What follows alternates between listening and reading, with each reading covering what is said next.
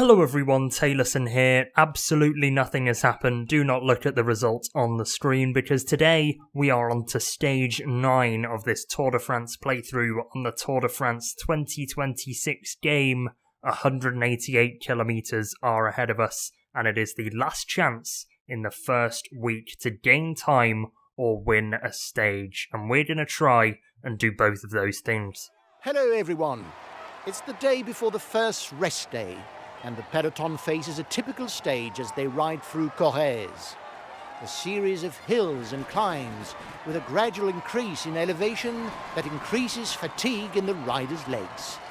Basically, it's a stage for the fittest and those with the most endurance. Today's objective is be aggressive, and we have done so by sticking 3 riders into the breakaway. The King of the Mountains jersey of Mattias Skjelmose, the green jersey of Mads Pedersen, and a teammate in Mattias Vacek. So, very aggressive strategy from us, and we've got 3 riders with 3 different objectives. Vacek there to work for the other 2 riders and rack up breakaway kilometers. Mads Pedersen to try and win the stage from the breakaway and pick up some green jersey points at the intermediate sprint, and Mattias Skjelmose to do exactly what he's doing now and try and sprint to those King of the Mountains points. It looks like they're just going to be following attacks, which is a good sign, and we don't have to expend too much energy despite Vauquelin being in this breakaway, but it is a good move. The likes of Vauquelin and Gregoire are up the road, but only 13 riders, and the peloton is not giving us a large gap.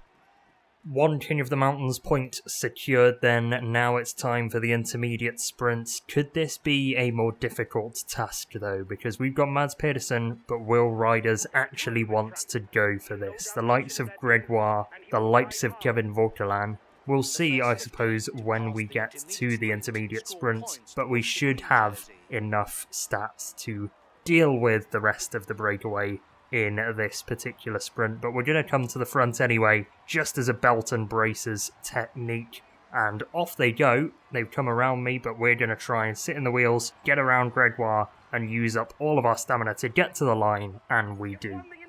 So from now on, it is just short, sharp ascents until the finish, and plenty of them to get through. Mattias Skjelmose will be looking at this and thinking, how many King of the Mountains points can I get on this route? And this is an opportunity to get a couple more for his King of the Mountains bid. And Lenny Martinez, you can see, is dropping out of the back. The gap has not been above sort of 2.5 minutes.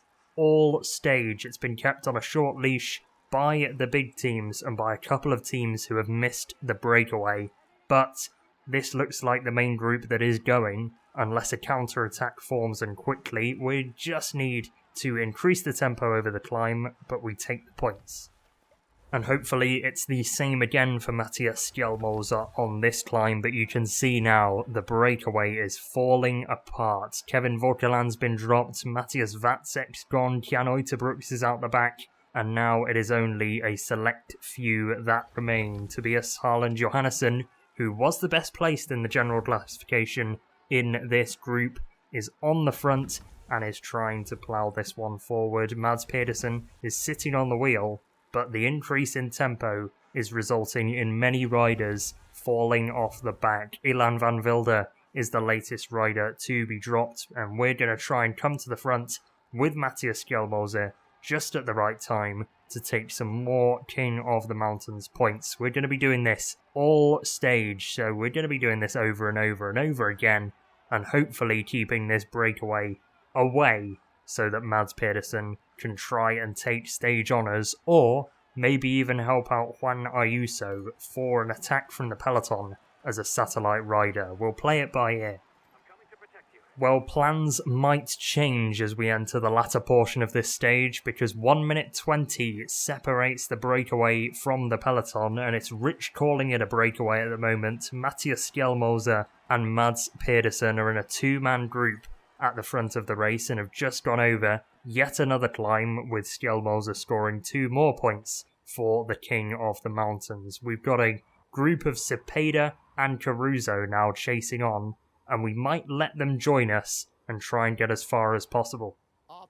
This is looking more and more likely that I'm going to place Mads Pedersen as a teammate for Juan Ayuso during the latter part of this stage, but we need to concentrate on King of the Mountains points, and this is the last opportunity for Mattias Skjelmose to get onto the board, and he's up front, and hopefully will not be challenged by either of his two breakaway counterparts that are not in a leader's jersey, or a Lidl Trek jersey for that matter. Still at the front at the moment, 300 metres to go until the top of the latest climb, and we are trying our best to increase this gap because it has dropped to under 50 seconds now. Skjelmose and Pedersen once again taking the top two spots over that climb though. One more climb left in the stage, but I don't think that matters anymore because I've got a plan. Tom Schoens is about to unleash Juan Ayuso on this final climb of the day. Mads Pedersen is up front and he's got a new rider alongside him in Matteo Jorgensen, who's just gone over that climb in first place. But now we're going to use Juan Ayuso to go on the attack, get Mads Pedersen to drop back and try and help us out in gaining a gap on Tadej Pogacar, Remco Evenepoel and Jonas Vingegaard, as well as Paul Seixas, because he is our main rival now in the white jersey classification. So Operation Gain Time with Ayuso is on. Who knows, it might be a big risk sacrificing a potential stage win with Mads Pedersen, but if we can gain time on the rest with Juan Ayuso, then it will all be worth it. Pedersen at the moment carrying us towards Matteo Jorgensen at the front of the race, and we just need to press on and keep going.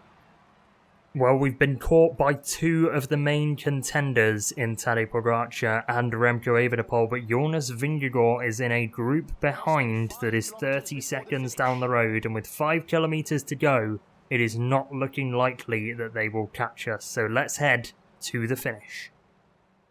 Lidl Trek have been playing the tactics card all day. Now it's about what they do in these final 3 kilometers of the race. They've gone forward with Pedersen. Ayuso gets on the radio, and now the green jersey's got himself a gap. Ayuso lets the wheel go, and all of a sudden Pedersen is away at the front, and now the rest of the group will have to close this one down. The likes of Evenepoel, the likes of Pogacar. Pedersen's been up front all day, and now he's under 1 kilometer to go, but it looks like the lanes are slowly starting to tie up as the sprinters launch from behind. Pogacar against Evenepoel, the yellow jersey coming through behind. Pogacar towards the front. Is he going to take another stage win? He is. The world champion Tadej Pogacar takes a stage win and might just move into the yellow jersey depending on where Juan Ayuso finished. If he finishes in front of Remco, he keeps the yellow jersey.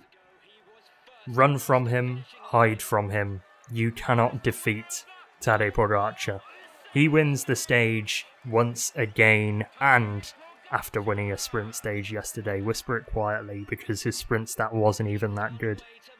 He moves into the yellow jersey. It's an unfortunate day for Lidl Trek. The run might be over unless we bring something out of the bag in the second week and try and take it off him, but with the stats this guy has been given, admittedly, by myself, it's going to be a very difficult task. Tadej Pogacar is in the yellow jersey and wins the stage today, ahead of Remco Evenepoel in second and Juan Ayuso in third. The good news, I suppose, is that we have gained plenty of time on Jonas Vingegaard, nearly 30 seconds on the road, over 30 seconds if you include the bonus seconds. So now we move a little further ahead of the rest, but behind Tadej Pogacar in the general classification. We're down to second, Remco Evenepoel third, Jonas Vingegaard fourth, and Paul Seixas in fifth place, but the gap is only 2 seconds, so we're going to try and take this one back, but that will be in a future episode. Leave a like on the video if you enjoyed it, subscribe if you're new to the channel, and stay safe, enjoy yourselves, and goodbye.